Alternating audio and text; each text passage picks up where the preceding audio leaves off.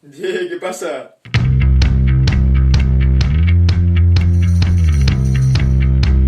Avui vinc a parlar-vos de la foto misteriosa. Y a lo millor a vosotros vos parece una patocha, pero a mí se me va a quedar la boca ben oberta quan m'ho van explicar. També t'ho dic. I a veure, que fa 6 mesos que no puge vídeo. Tampoc me'n demaneu ara uno de 20 minuts que m'agarra algo, saps? Els que mos queden del Jardín de les Delícies ja els deixem per un altre dia, vale? Vale, a la faena.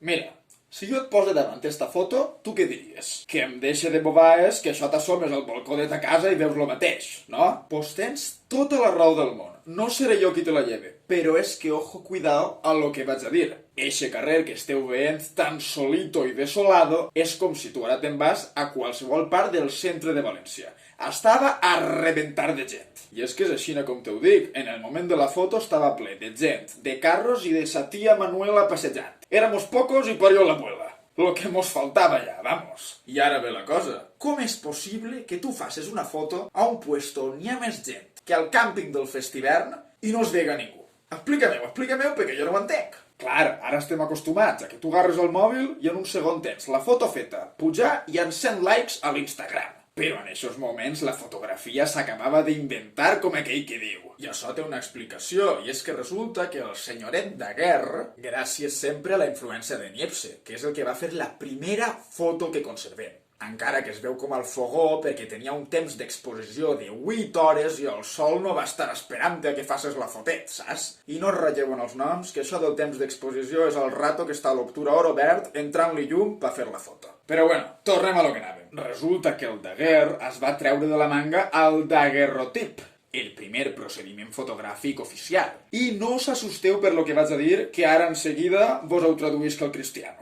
Resulta que el daguerrotip tenia un procés de fotosensibilització un poc lento i la càmera havia de tindre més temps d'exposició. I això què vol dir, Arnau? A mi parla'm clar o no em parles? Pues això significa que no podia fer la foto apretant-li el botó i ja està, com fem nosaltres. Tenia que estar esperant uns 15 minuts a que es fera. Sin pausa però sin prisa. Però una cosa vaig a dir-te, de les 8 hores del Niepce als 15 minuts de Daguerre, jo em queden estes, saps? Anem avançant, poquet a poquet. I aquí és on està el truco de l'almendruco, per això no es veu literalment a ningú.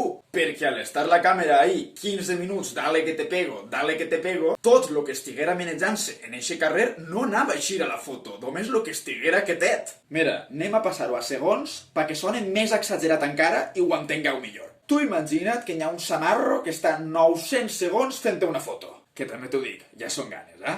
I tu, clar, tu vas caminant i no t'aguantes ni un segon quietet al mateix puesto. Pues, òbviament, la càmera es pega una ratlla de por i pensa, però este fill de puta on va? I això és el que va passar ahir, que anava tot el món passejant, com si això fora la Gran Via de Madrid i la càmera anava loca, no sabia ni on estava. Però espereu-se un moment, ojo al dato, que tenim un easter egg en la foto. Fixeu-se ahí. És un samarro al que li estan netejant les botes, com era habitual veure pel carrer en eixa època. Clar, estos dos estaven ahí paraets i la càmera els ha pogut catar de locos. I ara, no t'ho pergues el que vaig a dir-te.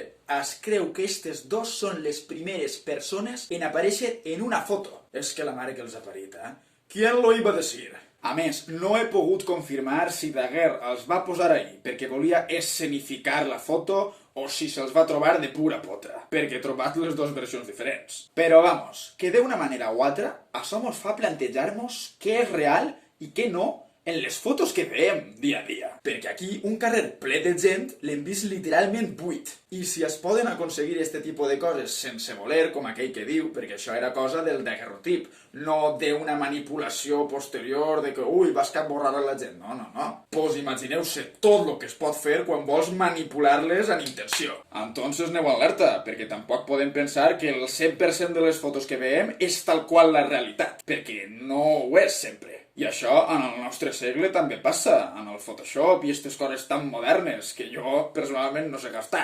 A mi em treus dels filtros de l'Instagram i em perc. Així que la conclusió que trec és que parem-nos a pensar en el que veiem per ahí i anem alerta per si mo la colen doblar, que nunca se sabe. I ja ho tenim bé per avui. Si t'ha agradat, t'agrairia moltíssim que el compartires. Subscriu-te i seguix-me en les xarxes del canal per a no perdre't cap novetat. I recordeu que el coneixement no fa nosa i aquí estem per ampliar-lo i compartir-lo tot el que puguem. Molt bé, no sé quan, però molt bé.